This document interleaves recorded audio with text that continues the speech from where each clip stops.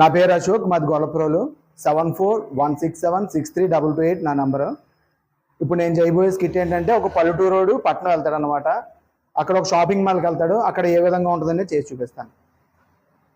ఓయ్ బాబోయ్ బాబోయ్ బాబోయ్, ఏటి అన్నీ ఏటి బొమ్మలు మాట్లాడతాయా? టచ్ చేయండి, మాట్లాడతాయి. I love you. నీ మొహమ్మండ ఇదేంట్రా?